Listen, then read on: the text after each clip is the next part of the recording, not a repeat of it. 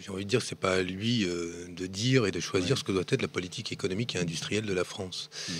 Et en l'espèce, il y a eu un choix politique qui a été fait, qui est de maintenir l'emploi à Florence. Je reviens pas sur les grands aspects de l'accord qui a été conclu.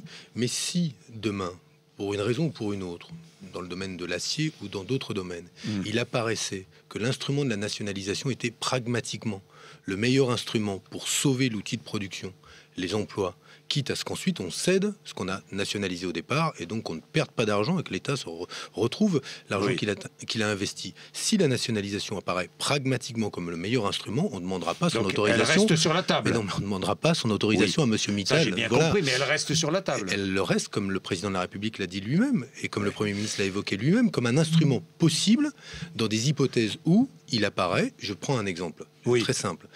Les États-Unis, quand General Motors a sollicité la nationalisation pour restructurer son activité. Pourquoi? Parce que l'industrie automobile américaine n'était pas assez compétitive. Eh bien, il y a eu nationalisation. Quand Vince Cable, qui est le ministre de l'Industrie libéral britannique, dit la nationalisation, pourquoi pas, comme un instrument de politique industrielle.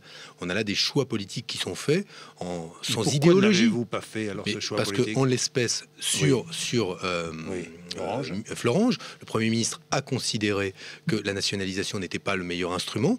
Il y avait plusieurs ministres qui s'étaient prononcés en faveur vous de étiez cette favorable? hypothèse. Oui, je m'étais prononcé en faveur de cette hypothèse. J'ai écouté les arguments du Premier ministre. Il m'a convaincu.